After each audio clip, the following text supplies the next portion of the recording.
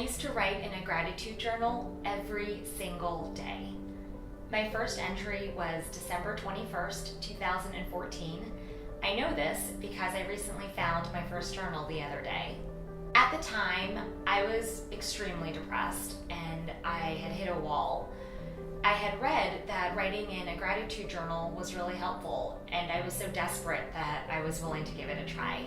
I gave myself a goal of writing down what I was grateful for every single day for 3 months, and I called it 100 Days of Happiness. Some days were harder than others to think of things to be grateful for.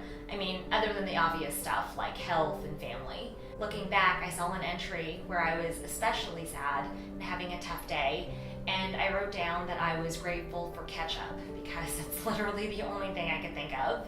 Somehow, I forced myself to get through those 100 days, and at the end, I honestly felt a little better. But I wasn't completely happy yet, and so I decided to increase this and try this again for 500 days. And when I was finished with 500 days, I moved on to 1,000 days of happiness, and I am currently on day 940.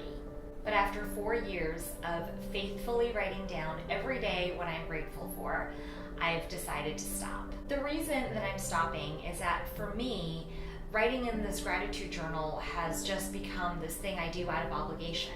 And I'm just going through the motions of writing down what I'm grateful for rather than just being happy.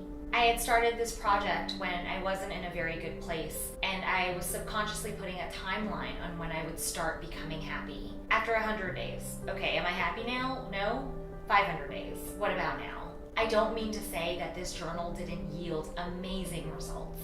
Ever since I've started this gratitude journal project, my life has changed enormously for the better. The discipline of forcing myself to be laser focused on all the good things in my life, even when I was working through the bad things, hardwired me to become positive and optimistic. And I'm convinced that that positivity helped me to become more creative, more resilient, a better problem solver, a better friend, and all around just a better person to be around. But writing down what you're grateful for only gets you so far. Being grateful is not the same thing as being happy. I can practice being grateful for 1,000 days, but I won't be any happier on day 1,000 unless I choose to be. Likewise, I don't have to wait until day 1,000 to start being happy. I recognize that saying that happiness is a choice is much easier said than done.